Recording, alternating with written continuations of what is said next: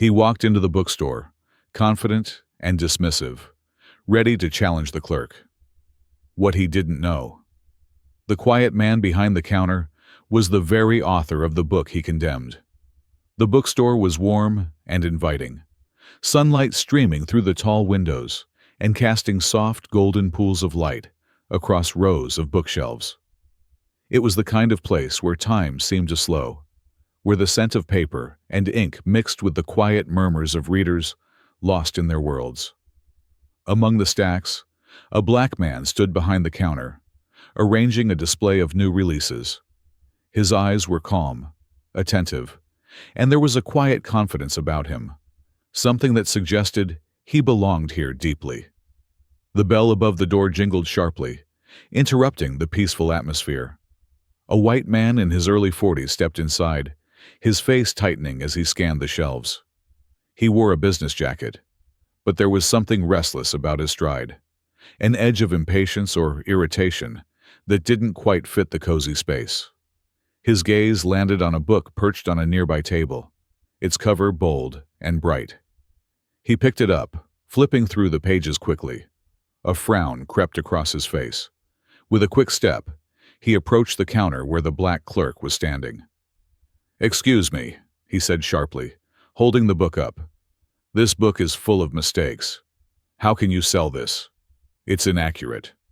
The clerk looked up, his expression steady and unruffled.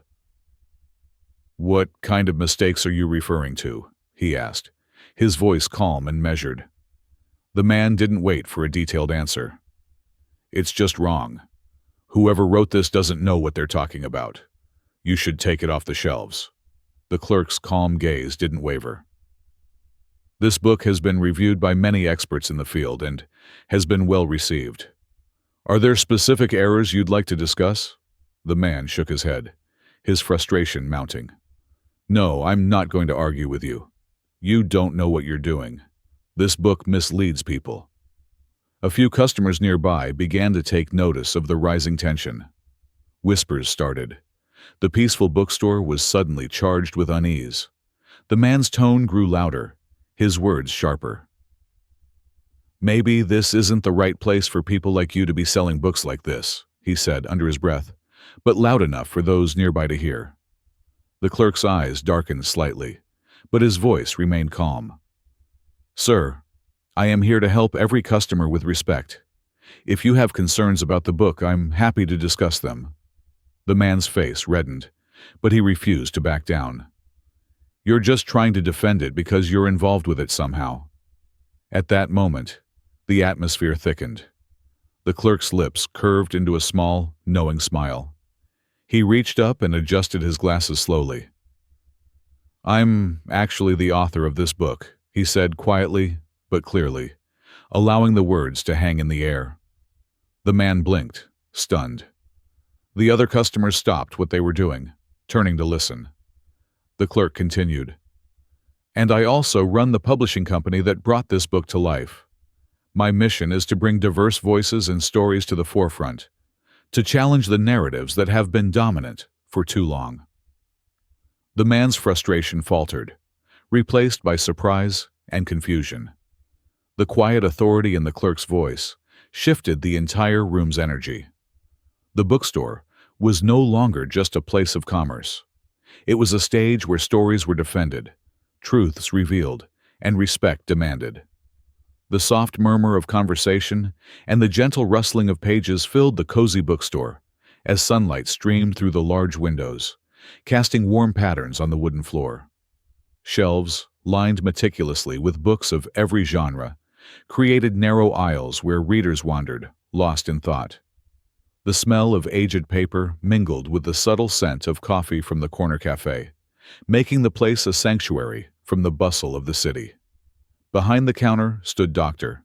Marcus Ellis, a man whose calm demeanor and thoughtful eyes suggested wisdom far beyond his years. His fingers moved deftly, arranging new arrivals on a nearby table, but his mind was alert, ready for any questions or conversations. Marcus was more than just a clerk. He was an author, a publisher, and a passionate advocate for stories that challenged the status quo. The bell above the door chimed sharply, cutting through the gentle hum. A man in his early 40s, dressed in a crisp business jacket and carrying an air of impatience, strode inside. His eyes flicked rapidly across the shelves, searching for something specific. Spotting a brightly colored book displayed prominently on a table, he grabbed it and flipped through its pages with a furrowed brow. Marcus noticed immediately the tension in the man's posture, the tight jaw, the sharpness in his eyes. When the man approached the counter, holding the book up like a weapon, Marcus met his gaze with steady calm. "This book," the man began, his voice laced with frustration. "It's full of mistakes. How can you sell this? It's inaccurate and misleading." Marcus's response was measured. "What kind of mistakes are you referring to?" The man barely waited for a reply. "It's just wrong. Whoever wrote this clearly doesn't understand the facts. You should take it off the shelves before it spreads misinformation." Marcus maintained his composure. "This book has been reviewed and praised by experts and readers alike. It presents perspectives that are often overlooked in mainstream narratives. Can you tell me which parts you believe are incorrect?" The man shook his head dismissively. "No, I'm not here to debate. You're just defending it because you're connected to it somehow." A faint murmur rippled through the nearby customers, some of whom had paused to listen. A young woman clutching a latte whispered to her friend, "Wow, he's being rude." Marcus felt the weight of the man's accusation, but did not flinch. "I am, in fact, the author and publisher of this book. My goal is to amplify voices and stories that have historically been marginalized." The man blinked, surprise flashing across his face. Other customers turned, intrigued by the revelation. "You're the author," he stammered, his earlier confidence faltering. "Yes," Marcus replied calmly. "And I'm proud to stand by this work." The man's brows knitted. "But don't you worry about backlash. People who don't want these stories told?" Marcus's eyes darkened slightly, a quiet fire igniting within them. "I have faced skepticism and opposition my whole life, because of my race, my ideas, my voice. But silence is a far greater enemy than criticism. Speaking truth, especially uncomfortable truths, is necessary." Around them, the mood shifted. A few customers nodded in silent support, while others pulled out phones, capturing this unexpected confrontation. The man swallowed, the fight draining from his posture, but the war of ideas still brewing in his mind. "I just think people need the full story, not just one side." Marcus nodded. "History is written by those with power, often at the expense of others. My book aims to add the missing chapters, to broaden understanding." The man looked away, conflicted. "I suppose I hadn't thought about it like that." Marcus softened his tone. "Most haven't. That's why dialogue is important. We learn by listening." The woman with the latte smiled gently. "This place isn't just a bookstore. It's where conversations happen." Marcus returned her smile, feeling the shift towards understanding. The man in the jacket hesitated, then muttered, "Maybe I'll read the book with an open mind." "Thank you," Marcus said sincerely. "That means more than you know." The man moved away, his steps slower, less sure. The atmosphere relaxed, but the encounter lingered, an emblem of the broader struggles beyond these walls. Marcus resumed his work, the rhythm comforting yet charged with purpose. Stories, he knew, carried power, the power to challenge, to heal, to transform. And every story told brought the world a little closer to truth. The tension in the bookstore hung in the air like a fragile thread, stretched taut between confrontation and understanding. Marcus Ellis stood behind the counter, steady and composed, while the man in the business jacket, once loud, certain, and dismissive, now seemed diminished by the weight of the revelation. The man's eyes flickered nervously as he took in the fact that the calm clerk before him was the very author and publisher of the book he had so vehemently criticized. Around them, the murmurs of the curious customers began to rise. Hushed whispers exchanged in corners and near the shelves. The bookstore, a place usually filled with the quiet rustle of pages and soft footsteps, now felt like the center of a delicate drama unfolding in real time. Marcus could feel the collective gaze of the small audience, but he remained focused on the man, knowing that this moment held potential for something profound. "Yes, I wrote this book," Marcus began, his voice calm but firm. "I am also the publisher. I've dedicated my life to telling stories that have been ignored or erased." The man swallowed hard, his earlier bravado fading. "But aren't you afraid? Afraid of the backlash? Of people rejecting your work?" Marcus's eyes darkened, shadows of past struggles flickering across his face. "Fear is part of the journey. I've faced doors slammed shut, voices raised in opposition, and doubt cast upon my work, not because of its quality, but because of my identity. But what is truly dangerous is silence. When we stop telling these stories, we let ignorance and prejudice thrive unchecked." He gestured around the room, his gaze sweeping over the attentive faces. "This book is not just a collection of facts. It's a call to acknowledge histories that mainstream narratives have neglected. It's about restoring dignity to those who have been silenced." A middle-aged woman stepped forward, her eyes bright behind her glasses. "I read your book last month. It challenged everything I thought I knew about history. It opened doors in my mind I didn't realize were closed." Nearby, a young man nodded enthusiastically. "It changed how I think about systemic inequality. Your voice is essential."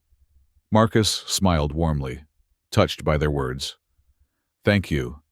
This is why I write, to provoke thought, to inspire dialogue, and to foster empathy. Stories have the power to connect us." The man in the jacket shifted uneasily, his voice losing some of its edge. "I suppose I was defensive because the book challenged my worldview. It felt like a personal attack." "That's a common reaction," Marcus replied gently. "When faced with truths that conflict with our beliefs, it's natural to feel uncomfortable. But that discomfort can be the beginning of growth." The man's gaze softened slightly. "Do you really believe people like me can understand? Can change?" "Understanding begins with the willingness to listen," Marcus answered sincerely. "You've already taken the first step." The woman with the glasses smiled. "This bookstore isn't just a retail space. It's a place for community and conversation." "Exactly," Marcus agreed. "It's a sanctuary where voices are heard, where perspectives meet, and where change begins." The man hesitated, then admitted quietly, "Maybe I'll read the book again, with an open mind this time." Marcus's expression softened. "That means a great deal to me. Thank you." As the man returned to browsing, the store's atmosphere gradually softened. The sounds of pages turning and quiet conversations resumed, but beneath the surface, something had shifted, an invisible current of openness and reflection. Marcus returned to his tasks, his mind lingering on the encounter. Moments like these, when walls begin to crumble and bridges are built, were rare and precious. They reminded him why he fought so hard to tell these stories. His phone vibrated softly, a message from Tanya reminding him of the community forum scheduled for later. He glanced at it and smiled, knowing the path to understanding was long and fraught. But every conversation like this was a victory. This bookstore was more than a business. It was a beacon, a place where barriers were broken down, minds were opened, and hearts were changed. Taking a deep breath, Marcus looked around the space with quiet pride. This was where stories came alive, not just on the pages, but in the connections they forged between people, and he was honored to be the one who helped tell them. The bookstore, bathed in the soft afternoon light, filtering through tall windows, seemed almost transformed. What had been a routine day of browsing and quiet reading had turned into something altogether different. A space of revelation, vulnerability, and unexpected connection. Marcus Ellis felt it in the way customers leaned in, voices softened, and even the air seemed charged with a new kind of energy. He watched as the man in the business jacket, who had earlier stormed in with accusations and assumptions, now held a book in his hands, with a slower, more thoughtful manner. The initial hostility had faded, replaced by a growing curiosity that Marcus welcomed warmly. Taking a step away from the counter, Marcus moved to a nearby seating area where a small group of customers had gathered. He picked up a copy of his book, running his fingers gently over the worn cover. "This book," he began, "is more than just pages filled with text. It's a tapestry woven from countless voices, voices that have been silenced, ignored, or distorted over time." He looked directly at the man. "When I wrote this, I wasn't just telling a story.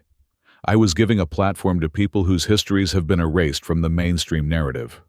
Every chapter reflects years of research, personal stories, and the hope of reclaiming dignity." The man's gaze flickered between Marcus and the book, a flicker of respect dawning in his eyes. "I never realized how much history was left out of what we learn in school. I just saw this book as controversial." "Controversy often arises when truths challenge comfort," Marcus said softly. "But understanding requires us to confront discomfort, to question what we've been taught." Nearby, a young woman stepped forward, clutching a dog-eared copy of the book. "Reading your work changed my life. It connected me to my roots in a way nothing else has." Marcus smiled, his voice warm with gratitude. "That's the power of stories. They bridge past and present, giving us identity and hope." The man in the jacket swallowed, his previous certainty replaced by a tentative openness. "How do you handle the pushback? The criticism?" Marcus's eyes grew thoughtful. "It's not easy.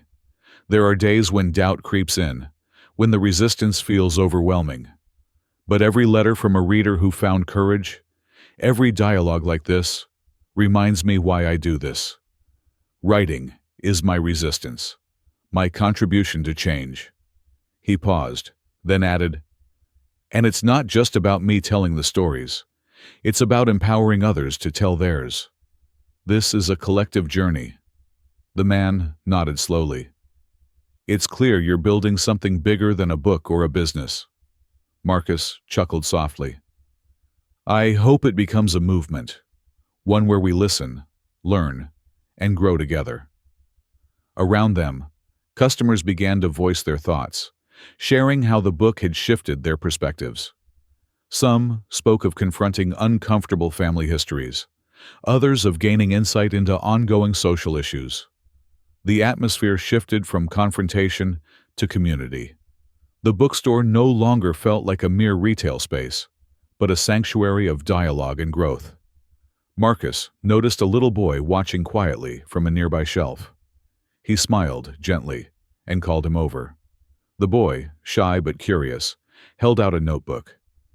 "I want to write stories like yours someday." Marcus knelt, taking the notebook. "That's wonderful. Stories are powerful tools. They teach us about ourselves and others." The boy's eyes sparkled. "Will you help me?" Marcus nodded. "I will." The man in the jacket approached once more, his expression softened. "Thank you for your patience with me. You've opened my eyes." "Thank you for being willing to listen," Marcus replied. "That's the beginning of real change." As the crowd began to disperse, Marcus felt a profound sense of fulfillment. This encounter had been more than a moment of personal victory. It was a beacon of hope for dialogue across divides. Later that evening, as he prepared for a community forum on storytelling and social justice, Marcus reflected on the day's events. The bookstore had become a crucible of transformation, where assumptions were challenged and bridges built. He knew the road ahead would be long and complex. But moments like this, when walls of misunderstanding fell if only for a while, were worth every struggle. Marcus looked out the window at the city skyline, the lights twinkling like stars scattered across the night. Each light represented a story, a life, a possibility, and he was ready to keep telling those stories, one conversation at a time. The days following the bookstore encounter unfolded like the slow but steady turning of a page in a book that refused to be put down. Marcus Ellis returned to his work with a renewed sense of purpose, his interactions with customers richer, his dedication deeper. But he knew that moments of personal revelation, while powerful, were just one thread in the larger tapestry of change. Word about the confrontation and Marcus's role as author and publisher had spread quietly among the local community. More visitors began to appear in the bookstore, some curious, some skeptical, and others eager to engage with the stories Marcus championed. The small space buzzed with conversations that traversed history, identity, and justice. The bookstore was no longer just a place of commerce, but a sanctuary where difficult but necessary dialogues blossomed. One afternoon, as Marcus arranged new books on a shelf, Tanya approached him. "The community forum tonight is drawing a crowd," she said, her voice tinged with excitement. "People want to hear from you." Marcus nodded, a mix of anticipation and nerves settling in his chest. "It's an opportunity. I want to make sure it's not just about my story, but about opening doors for others."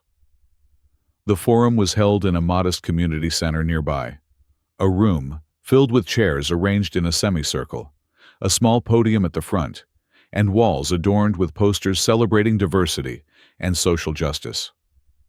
As attendees trickled in, Marcus scanned the crowd. Local residents, students, educators, and a few faces he recognized from the bookstore.